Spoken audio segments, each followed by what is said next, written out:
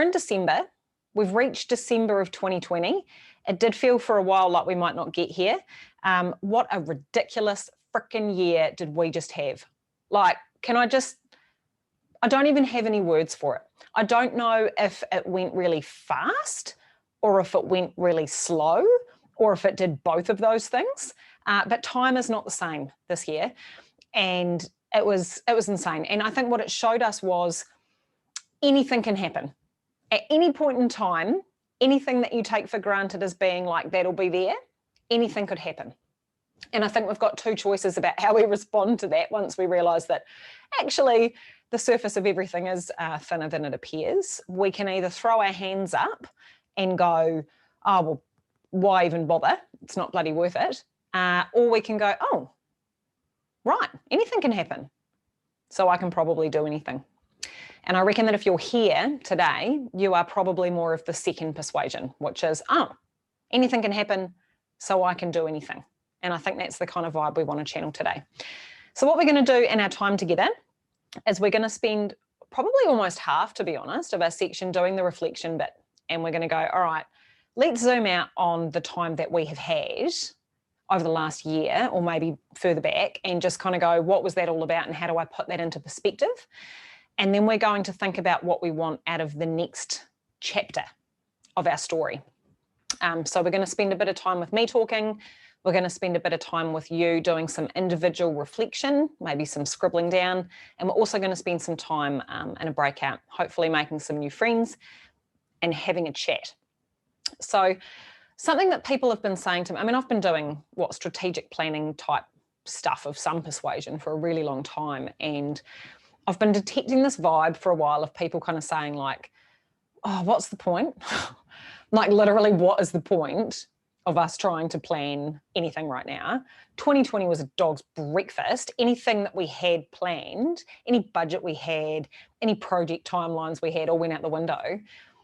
I don't know if I've got the energy to try and do that for the next year or for the next 3 years, because it kind of seems like an exercise in futility. Has anyone heard that kind of sentiment recently? Chuck in the chat if that's vibing for you and you've heard a bit of that.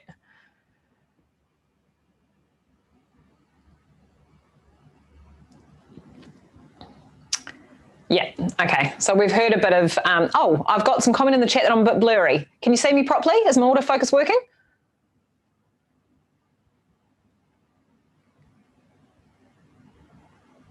Yep, okay, cool. Very good, thank you. Thanks for calling that out. Never ever feel too shy to go, oh, something's not quite right, so that's great. Yeah, look, so I've been hearing that a lot. It's like, we're just tired, you know, and for those of us that had a lot to do in COVID, we had teams to lead or businesses to run or things to get sorted. I think there was a lot of this hero mode thing, right, where we just all went into this high adrenaline hero mode where we were like, right, let's get shit done. We need to get everyone working from home. Let's go. We need to get everyone on Zoom. No problem. I've got to work twice as many hours and have my 3 children and my dogs at home. Watch me win, right? And so there was this real surge of like, I can do it all. And that's great. That's cool. We flood our bodies with all that good stuff. Adrenaline, cortisol, dopamine. We get high off it. We love it, right? Those of us who are stress junkies, and I'm putting myself in that category, like, we get off on it. We love that shit. And that's cool for a temporary period. I think what's really hard is when what comes at the end of that is not respite. It's murky, uncertain, ongoing stress, right? Because acute stress is cool. Acute stress is great. It's really good for us. Gives us a kick up the ass. Chronic stress is really dangerous. And chronic stress is that sense we get where things are never quite right. And it's the same thing that keeps coming on, and oh, I don't know what I can do, and what's the point of making a decision right now, and we'll know about that when we know about this, and it starts to wear you down. So chronic stress is corrosive. And I think that we're now at an end of a year where, first of all, we had the big adrenaline surge. Then we never really got a chance to recover from that. So we've got some backlog in terms of tiredness and processing, except that we can't put things down. Things still have to happen. And what that does to people emotionally and physically is it just kind of makes you go, bleh. Anybody feel bleh? Yeah, got some nods on the blur. I've been pretty blur. I think we've all had some blur, and I think that's cool.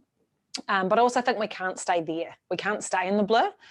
And so the idea that, all right, if anything can change, we can do anything, I think is really powerful. And so the reason that it's worth us continuing to think about what comes next and what matters to us and what's important is that we're not playing a short game. So when you're playing a short game, you're right, there is no point planning. When you can only see ahead as far as what you're going to achieve in the next day or week or month or year, then yeah, it's probably no point planning because it's all going to go out the window. But if you're playing a long game, then you feel a bit differently about things, because the paradox of a long game is that A, nothing really matters, and so B, the small choices you make do matter. Does that make sense? Does anyone think that sounds ridiculous? Say it again, says George. All right, so the paradox is nothing really matters. Nothing matters as much as we think it does. And so because of that, actually the choices we make do matter. So the vast proportion of what we spend our time worrying about, the emails we've got to respond to, the reports we've got to get done, the people we've got to get back to, this, task list stuff, kind of doesn't matter. Like if you look back at your to-do list or your meeting calendar from a month ago or 3 months ago, you could look at that and go, oh, if I didn't do a third of that, absolutely nothing would have changed, right? And what that means is that if we're spending all of our energy daily on that stuff, we don't get a long game. We don't get any further. And if we haven't taken the time to think about where we actually want to be in 3 years' time or 5 years' time or 10 years' time, or about what really matters to us and the kind of life that we want to live, we don't get there because we don't make choices on the daily that take us closer. And then we end up being the one-day guy, One day I'm going to start a business. One day I'm going to run a marathon. One day I'm going to learn an instrument. And you don't get anywhere because your life is so crowded out by the minutiae that you never found the time to start a running schedule or get a website up. You never found the time to fit in guitar lessons on a Tuesday. And you find yourself a year later or 5 years later going, I never did any of that stuff. And actually, what did I do? Stuff all, really. In his book, Essentialism, which is one of my most recommended books, I'll put that in the email after this, Greg McKeown talks about this feeling of being both overwhelmed and underutilized. Has anyone had that feeling this year? Overwhelmed but underutilized? Yeah, lots of nods in the gallery. Nice Brady Bunch team. So I think there's a few really important differences between a short game and a long game. I'm going to break a couple of my rules here and actually play you a slide, good God, because otherwise I'm just going to confuse you if I chuck it on a flip chart. Now, do you see my presenter view or do you not see my presenter view? Is the question always worth asking.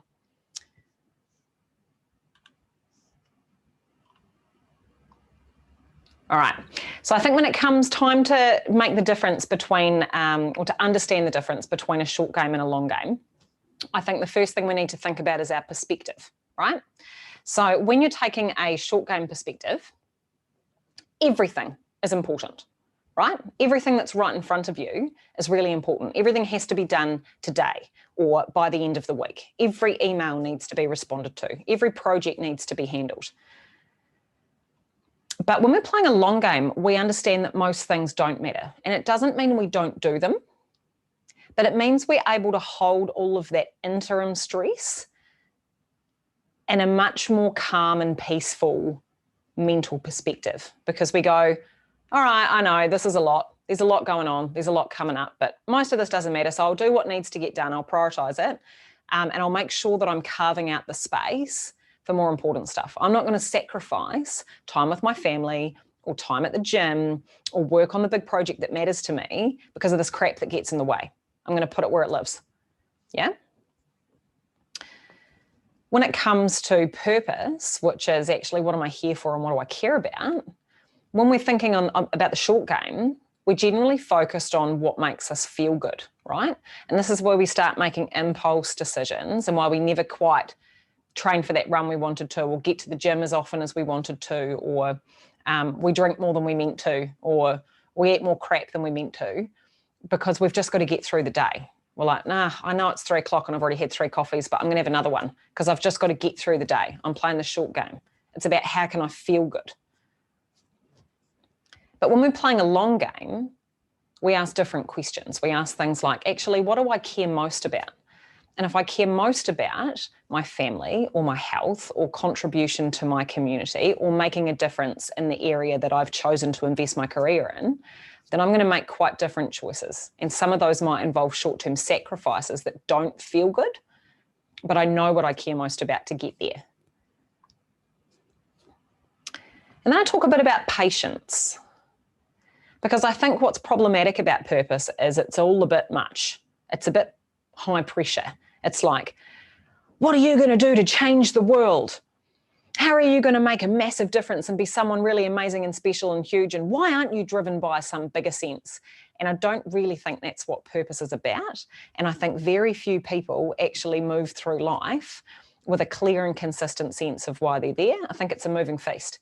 I think it's something we learn and then we find again, and then we're not too sure about, and then we refine it, and then we keep going, right?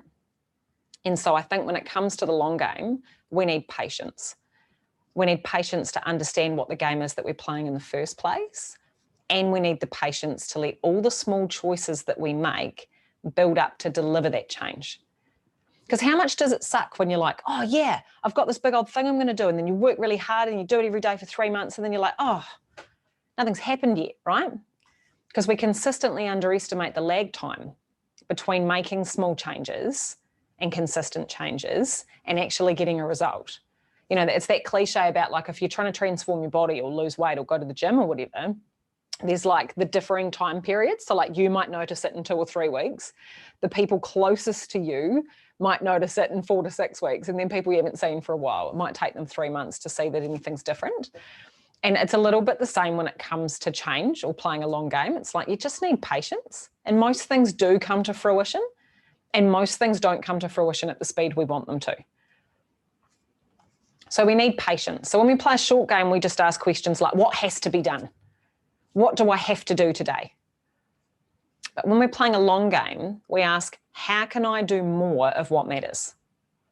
Right? How can I create more space in my life and in my work and in my schedule and in my energy for the things that light me up, for the things that matter the most? And that's a very different question to what has to be done. Because if any of us open our emails right now, or we went into our calendar, we'd be like, oh, cool. There's a list of 42 things I still haven't done that I'm stressing about. That all has to be done. But if you're looking at your calendar again going, hold on, am I doing enough of what matters to me? Have I booked in those classes this week? Have I got the date night with my wife?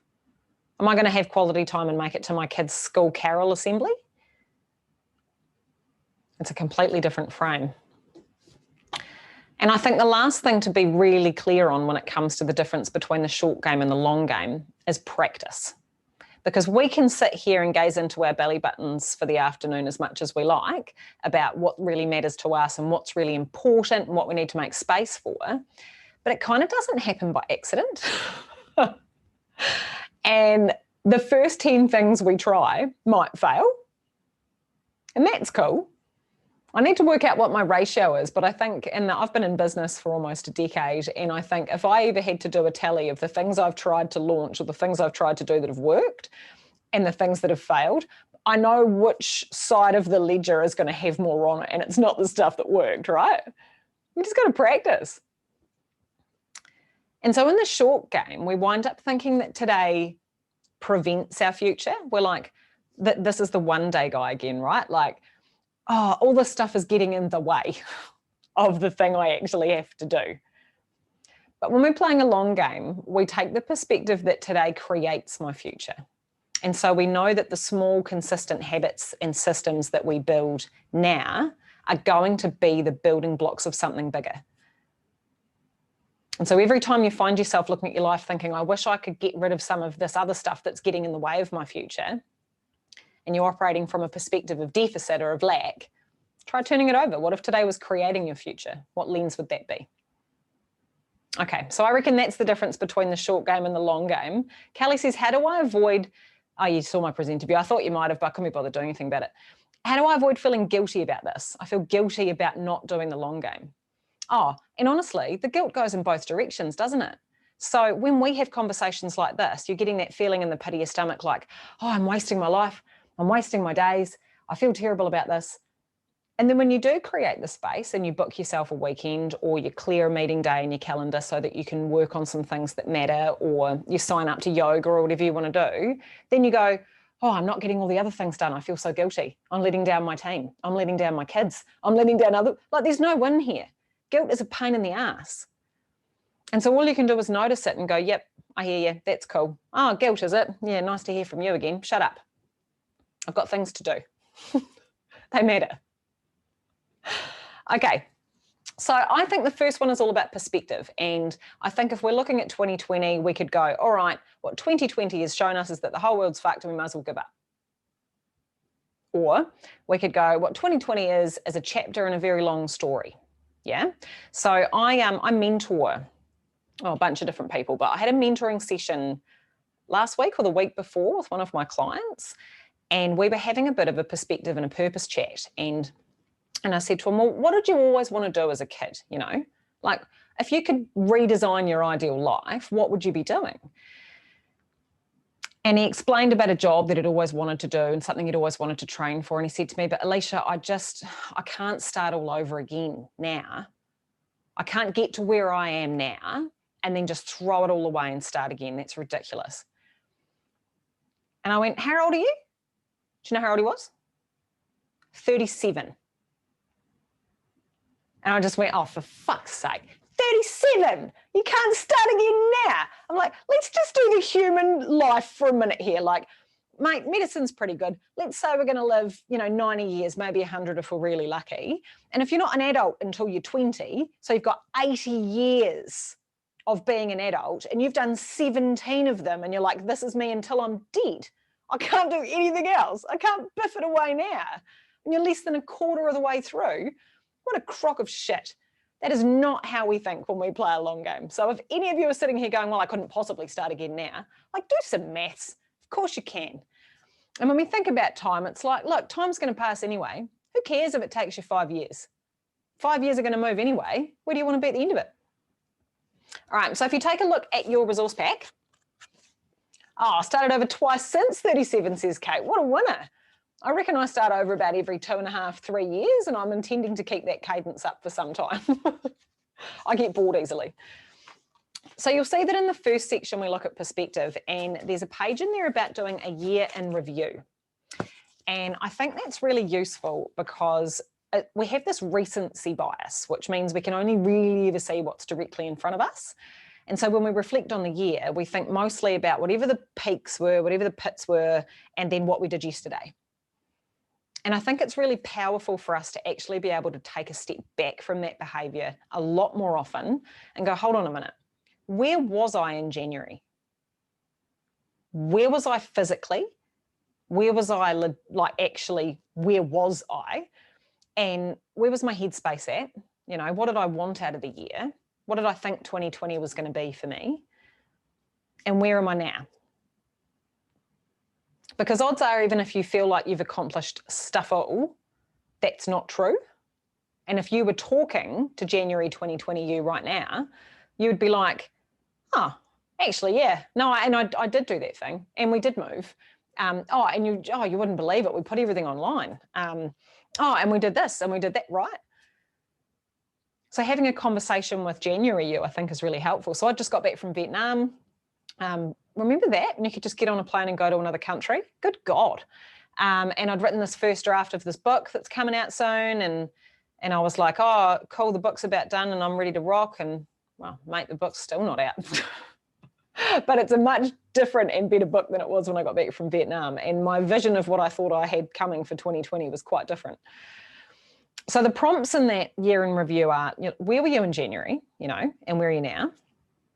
And if you had to sum your year up in 3 words, what would they be? Oh, buy flour. I like that. I really like the comment from Peter in the chat where he goes, you never actually start over. You don't lose what you already have. You take the bits that matter, that are transferable, and you put them somewhere else, and then you build from there. That's great. That is great. And the last prompt question on that page is, well, if you had to give this chapter in your autobiography a title, what might that be? So a couple of pages after that, there's a prompt about the big picture, which goes, well, if you go, 5 years ago, I was all about this. This is helpful for your chapter title, right? 5 years ago, I was all about this. Last year, I was all about that. This year was the year of this, and next year is going to be the year of something else. You can start to think about your titles as a sequence. So I think for me, 2019 was very much about exploration. I traveled a lot. I tried a new thing. I left my husband. That was useful. You know, I had a whole new exploration of like, what do I care about? What do I do for fun? You know, picked up the guitar again, went to a bunch of different countries. I was like, cool, that was my year for that. And then this year was very much the year of realization. And I think it was for a lot of us. That's the word I've been using for this year. Oh, I've got some real clarity about a lot of important things now, about what matters to me and where I should focus and what I kind of need to get rid of out of my life and the way that I think. And so I've decided 2021 is my year of transformation. I've done the exploration, I've had the realization, and now I'm going to go on to that. Because when we're in the year, we want to do all three of those things at the same time. But like, mate, it's a long game. How does it map over 3 years? How does it map over 5? So I'm going to give you a couple of minutes to look at your prompts and think about your year in review. What year was this for you? What was the title of your chapter? How does it fit into the last few years? And then I'm going to pop you in with some new friends to have a chat about what your year in review looks like when you take a big old step back. And you can choose whether you'd like to do this for your personal life or for your professional life, to look at what you accomplished as a team or as a business, or if you want to do it for what you've been up to. You'll probably find there's a bit of this, because if it's true everywhere. So I'm going to give you 2 minutes to scribble on your bit of paper, your year in review, how does it fit? And then I'm going to give you some friends to chat to for 10 minutes, because I've been talking to you for ages. Welcome back, everybody. You'll see I have changed my camera because somebody's been playing with the settings on my DSLR, which is why I keep making blurry faces for you. So, you know, most things don't matter, including autofocus, so I'll just change my camera. How are your chats? Good? Yeah, nice. I heard some very cool chapter titles when I was lurking in and out of the breakout rooms, and one of the most, oh, everybody's coming back. We better let them come back. All right, everybody, welcome back. Yes, you can catch up on the chat. I was just saying I was hearing some very cool chapter titles and discussions in your breakout rooms as I lurked in and out like a creepy lurker. And there seemed to be a very clear theme around this was my year of sorting my shit out, and next year is the year that I make it happen, you know? So there was a lot of, this was my year of learning, of growth, of realizing, of figuring out, and next year it's on. And I love that. I love hearing that. And I think, shit, I've had a bit of that too. And I think the irony, I don't know whether this resonates with you guys at all, but I thought that was my 2019 to 2020. Like I thought I learned the lessons in 2019 and 2020 was the year that I was going to get it all sorted. But it turns out I had a lot left to learn, and I suspect we all did. So I went, oh no, I didn't know anything. No, I didn't know anything at all. Now maybe I do. All right, I'm going to throw to a couple of people. This is called a cold throw, and it's really cruel. Luke, why don't you tell us what your chapter titles look like? Oh, that's a good question, Alicia. So I honestly, I struggled until I actually heard the other three ladies in my group talk first. So 2019 was all about finding my place because I was in a role, I worked for Carlton United Breweries as a sales capability manager in Australia. It was all about finding my place, understanding that what I was doing, wasn't what I was wanting to do. So 2020 was the silver lining. So as much as the world crumbled, I tried to step back and go, you know what, I've actually seen my wife and my two daughters so much more this year because I've been in lockdown and I've been working from home. So I've got to be thankful for that. And then my 2021 will be, I know that there's change coming because I'm on a 12-month contract with CUB. So I know it's going to be something along the lines of the path untrodden or something like that, because there is change afoot for me next year. Don't know what that change looks like, but there will be some type of change next year. I just love that. Silver lining as the title for 2020. That is gorgeous. That is so good. Yep. And you'll see in your resources, there's a page in there that prompts you to tell a better story, right? And it says, well, what if you had to write a list, all of you, that was either 5 reasons why I'm glad things went the way they did, or the reasons why this was an important stage in our journey. And that whole reauthoring, kind of positive reappraisal thing, I think is really, really important. And it's a lot to do with acceptance, and it's a lot to do with perspective. And I think what can make it really hard is when we're dealing with things that just are objectively shit. So we think, well, Alicia McKay, don't tell me to tell a better story about the fact that someone I love died, or something really terrible happened, or I lost my job. This is clearly shit. Why would you tell me to write a better story about it? And I'm like, well, it is shit. Of course it's shit. Things can be. But you get to take charge of your own story and how it fits. And you can do that without dishonoring or not acknowledging actually what's happened that's put you in that place. And actually, why wouldn't you? Like, if you get to tell your own story of how this fits into the big picture, why would you tell a crap one? You can absolutely acknowledge the weight of what you've experienced or the people around you have experienced, and you can respect that and put it in its place. And you can still take it in a view that makes sense for you, right? You can still put it in a frame that's positive. So Nietzsche has the phrase amor fati, which is love your fate. And I think, yeah, why are we always talking about coping and getting by and like dealing with our fate? Like, it's happened anyway. Because here's the thing, it's happened anyway. COVID's happened, someone's died, you've lost your job, you've got no money, whatever. It's happened anyway. So the only thing you've got left to pick is how you feel about it. So why choose to feel shit? Might as well tell a good story. Here's a shit thing that happened and here it came out the other end. So I think that reauthoring is really powerful. And I don't expect you to be able to write a new story today, but I think that it's a prompt that's worth having. All right, so we've looked at perspective and you guys have had some great chats. One of my favorite 2 words, I think, out of the breakout rooms I looked in, one was about supercharging. 2021 is about supercharging. I love that. Not just like picking back up, but supercharging. And the other one, I'll just throw to you, Eva-Lee, was about no. 2021 is the year of no. 2020, I realized I needed boundaries. 2021, I'm all about no. Like, that is so good. And you can see how when you're in it, like when you're sitting in it, you're like, well, this is terrible. Like, I've clearly had these 3 examples of where my boundaries are off and I've given too much to this person and this, and like, oh, this is all very like catastrophic and terrible. But when you go, okay, 2020, had to learn my boundaries. 2021, put them in. Yeah, cool. That all fits. I'm alive for a long time. So that's great. All right, the next section of your resources, and you'll see that there's actually a bunch of reflection questions in there that you can pick and choose to spend some time with, maybe by yourself or maybe with your team. But the next thing we talk about is purpose, right? So remember, that's the difference between going from how can I feel good to what do I care most about? And this is the section that people I work with tend to struggle the most with, I think, because it feels like a really tall order. You know, if someone grabs you on the street and says, what's your purpose? You'll be like, oh, I don't know. And unless you're like really cool, when you're like, well, check out my Instagram. It's all for like saving dolphins, man, and like changing the world for the poor kids or something. Then you're like, well, I can't tell you what it is because that's really hard. And right. And that's cool. Like, most of us are just banging around in the dark, like, I want to do something good and I don't always know what it is. That's okay. It's totally okay. I think what is the most important thing to get clear on is actually what our values are. And I think clarity about that purpose comes with patience and practice and sitting with it. But when we know what's most important to us, we get to make decisions about what we want more of.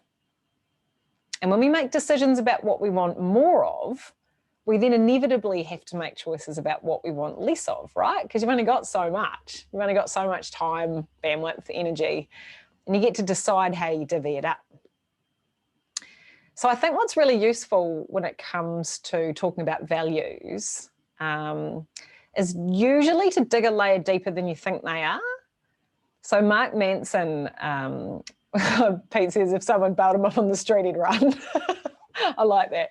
And like, you know, maybe if they had like a glass barbecue pipe next to them and a long coat, you'd be like, no, I really got to go. I hear you.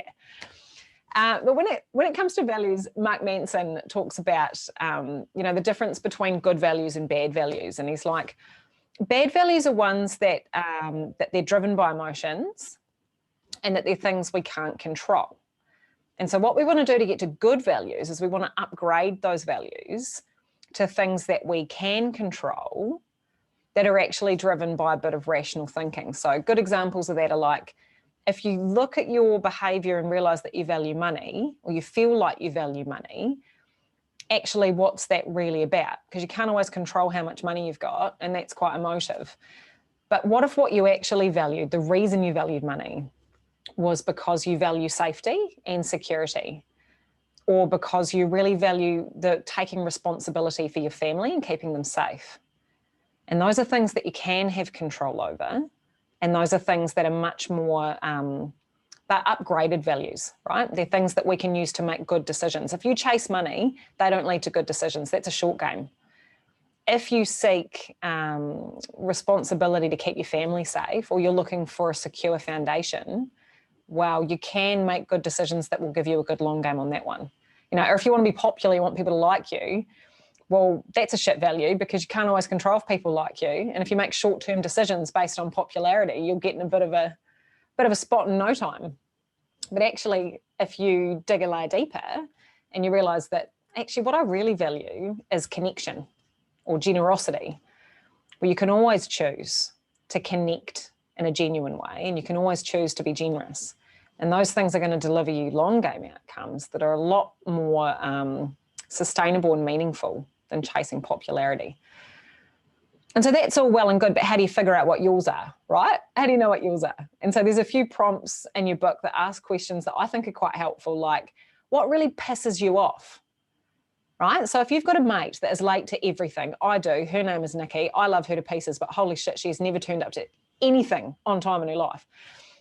That really pisses me off when people are late. Then I go, hold on, well, what do I value then? And what I really value in that is reliability. And what I really value in that is respecting other people and their time. Okay, well, what are you proudest of? If you look at your own life and you think, what do I really like about myself? What am I really proud that I have accomplished or that I stand up for? And so the family one might be another good example there, where you go, do you know what? I haven't always been great at work this year, but I've really been there for my kids while they've battled with this. Or it might be that you've dropped the ball in other places, maybe on self-care, but you've been a great friend. You've had friends that have gone through some tough stuff, and you go, well, actually, if I'm really proud of that, that probably shows that I value my relationships and connection, and they come first. If you're not totally sure on what you're proud of because you're feeling crap about yourself, why don't you think about what you admire in others? Think about the people that you've worked with, or that you've been friends with, or that you've known that you've gone, God, I just love them. Usually we're projecting, right? So if we're putting a halo effect on somebody else, it's probably because they've got a value that we admire and we would like to live by.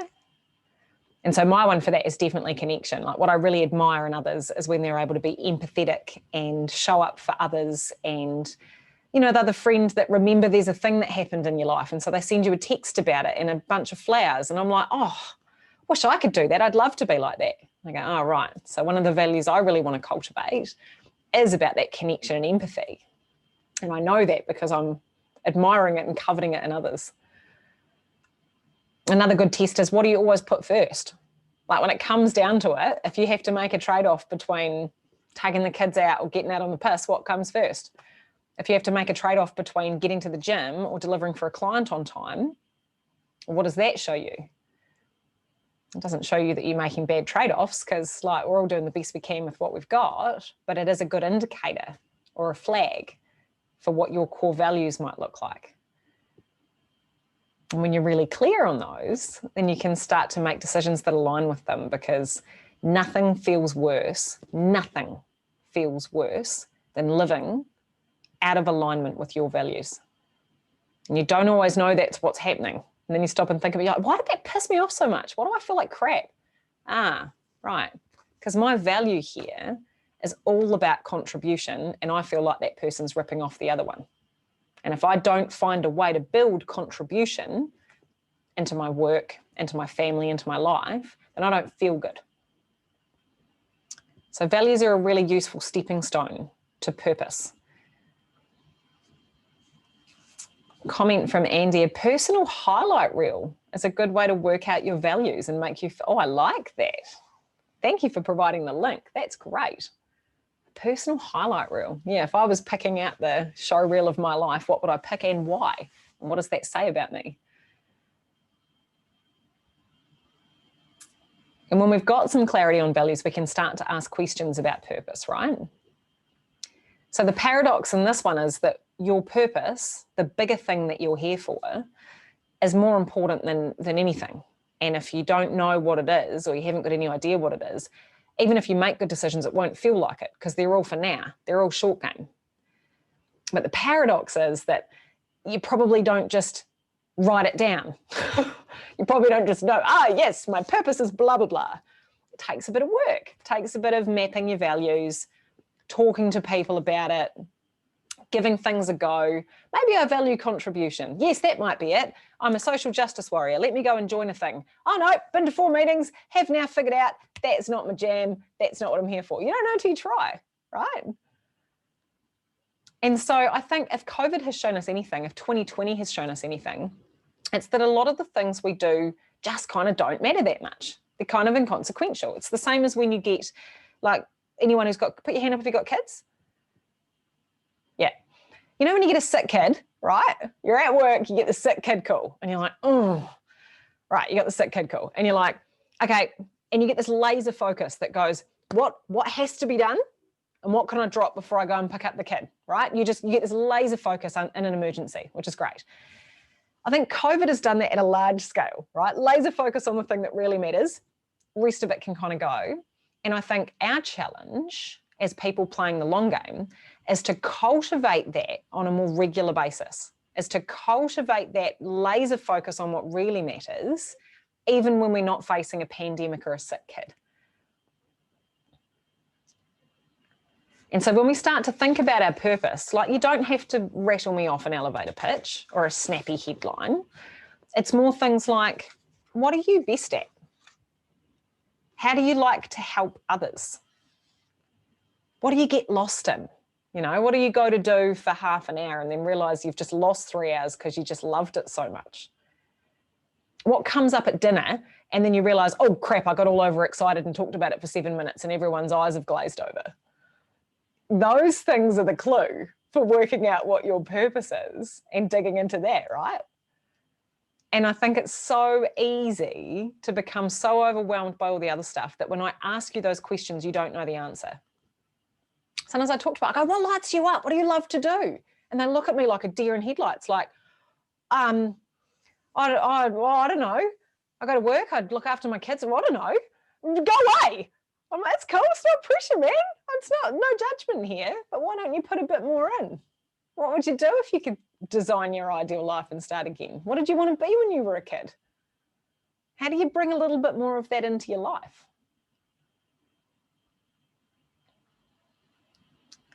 But if anyone can remember our 4 Ps, let's say in the chat, who can remember what those 4 Ps were around the short game, long game? We had perspective. What were the other 3? Purpose, yeah. What do you care the most about? Patience, yeah. Keep giving it a go. And the last one is practice. And that's what we're going to close on today, because this is all very well and good for you to take some time to write some notes. And I've seen you all scribbling away and smiling and thinking and putting your thinking faces on, and I love that. And you've all actually got very attractive thinking faces. Mine is very similar to my playing the guitar face, and it's not attractive. It's sort of just like, and you've all got very attractive thinking faces. It's really great to do that. But the problem is, if you leave now and all you've done is think about what you care about, you're just going to go back to work now. You're just going to go and do the same shit for the afternoon. And that's cool. I've got a meeting after this. We've all got meetings after this. But what I want you to reflect on and write down and put in the chat if you'd like to share is, what are you going to do differently? What is just one habit that you can cultivate, or thing that you can add, or thing that you can take away that will bring more of what matters into your life? Mandy's going to set better boundaries. Yeah. It's been a big learning for me this year too, Mandy, and I love it. It feels so good. I think I always had the idea in my head that you have to be an asshole when you say no, and you just don't. You can just be really lovely about it. It respects everyone. Be patient with yourself. Yeah. Sometimes I talk out loud for that one. Hey, calm down. You're doing great. Got plenty of time. Kelly says, share this with my leadership team. I'm going to take it and go, what's your value? Tell me. I like it. Write for 10 minutes first thing in the morning. That is so good, Trish. When you're asking questions about what you care about and what you value, there is no better way to do that than to just notice. And just scribbling out actually what's happening for you and keeping a record of that and noticing it is such a good way to do that. Do the things that matter first. Yeah, I like that one. Like, they're your big rocks, put those ones in and then schedule the other things around it. Sorry, can't have a meeting at 8 o'clock on Thursday morning because that's when I lift heavy weights. So, soz, right? Putting that bit in first. Oh, Pete says he's going to push back on long papers that go nowhere. If you can't say it on a page, you don't know it. Mate, you are speaking my language. And also, you spend 3 months writing those things and then they just get pushed out 2 meetings and then people don't read them anyway. So, like, what a waste of time. You look back on your 2020 and go, cool, I spent 200 hours writing pages people didn't read. Oof. Would have liked those 200 hours. Could have done a lot with those 200 hours. Oh, cool. Lizzie's going to sign up to a coaching course. She's like, I want to do this. I'm all about helping others. I'm going to invest in my ability to do that. And I love that. Often when I'm challenging people on this, I go, what can you buy or book or do or send an email for today? What can you sign up for this afternoon? What can you tick off the list today where you go, well, I signed up for the thing next year. I bought that thing I've been saying I'm going to buy. I sent the email to the person and I said, no, I did it this afternoon. I can't go back on it now. Cool. Jensen's getting to the gym. He's like, that's it. I am donating. I mean, signing up to a gym and I'm ready to do it. That's awesome. All right, team. Well, has this been helpful for you? Has this been a good hour? Yeah, I got some good nods. That's awesome. Like, it's a big ask, right? To go, how do I figure out my life in an hour? But I think actually it kind of only takes little spurts like this. So, hey, you've had an hour with me. Why don't you look at your calendar now and go, have I got half an hour on Friday? Have I got an hour next week to keep asking these questions? Am I building in the space to get my perspective regularly? Because now with Alicia McKay and every December is probably not going to do it. So how do I do it all the time? All right, you guys rock. This was a great hour for me. I'm glad this was useful for you. Spend some time with your workbook. Email me if you've got any questions or anything you want to run by me. I'm absolutely here to help. I love to help you all, and I hope that you all have an exceptional Christmas and summer break and that you do get some space to think about your long game. All right. Ah, nice Brady Bunch wave. Ka kite, everyone. You've been amazing. Bye-bye.